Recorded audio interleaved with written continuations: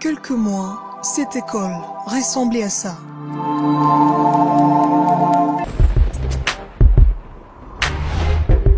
Mais aujourd'hui, la réalité est tout autre. Nous sommes ici à l'école primaire et secondaire du Kantchachi, dans la commune de Ngaliema. Ces images ne trompent pas. Le travail avance d'arrache-pied.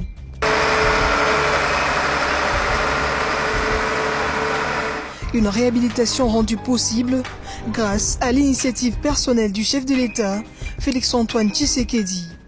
C'était lors de son passage, il y a quelques mois, au Kantchachi. Et pour y arriver, l'histoire remonte des longues années. L'ITP Tchachi, ex-ITP Général Nzimbi, était de sa création un centre de spécialisation professionnelle créé par le Général Nzimbi.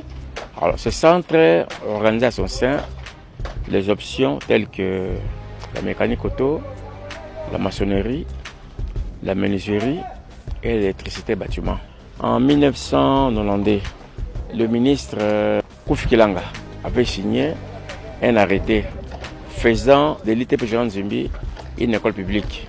Avec cet arrêté, l'ITP Général Nzimbi a cessé de fonctionner comme une école privée. C'est devenu une école publique, toujours avec les mêmes options.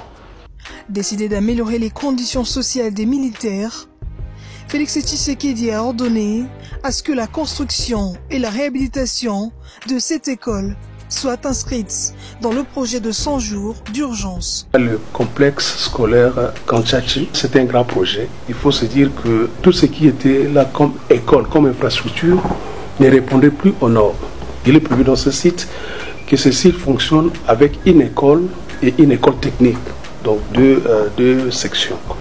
Et compte tenu des besoins que nous avons recensés ensemble avec les bénéficiaires, mais aussi avec les PSP qui étaient associés, nous avons été amenés à pouvoir moderniser complètement ces complexes. Ce qui fait qu'en dehors de la réhabilitation de plus ou moins 8 salles de classe, nous avons construit 14 nouvelles salles de classe.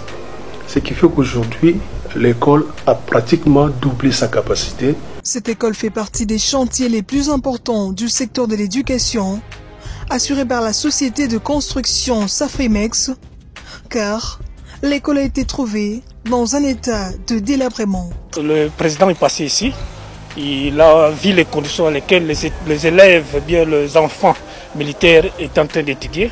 Il n'a pas voulu que ça puisse continuer ainsi, raison pour laquelle il a demandé qu'on puisse améliorer les conditions.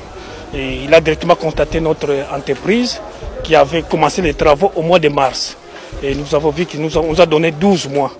Mais notre patron, soucié de ces requêtes du président, il a voulu faire fonctionner des choses telles que vous les trouvez aujourd'hui. À peine 6 mois, vous trouvez que nous sommes presque à la fin. Pour la phase de la nouvelle construction, où nous avons 3 bâtiments qui font d'office des salles de classe. Des salles de classe qui ont une superficie de 6 x 8, qui peut prendre 50 élèves minimum par salle.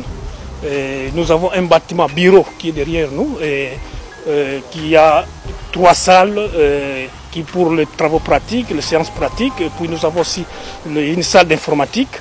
Nous avons le bureau pour le préfet, nous avons le bureau pour le directeur des études, nous avons le bureau pour les secrétaires. Donc, et nous avons les sanitaires aussi. Autrefois délabrée, l'école primaire et secondaire du Kantchachi est aujourd'hui dotée de nouveaux bâtiments. De quoi donner une lueur d'espoir à ses bénéficiaires. Les élèves vraiment n'étaient pas dans de bonnes conditions. Vraiment, le mot me manque vraiment. Je peux dire seulement Mokako soit le président, vraiment Tosimbiobo, président de la République. Je vous remercie beaucoup. L'amélioration des conditions d'apprentissage est aussi un facteur clé qui garantit la qualité de l'enseignement. Avoir des infrastructures scolaires répondant aux normes internationales s'avère donc très capital pour la formation des futurs intellectuels du pays.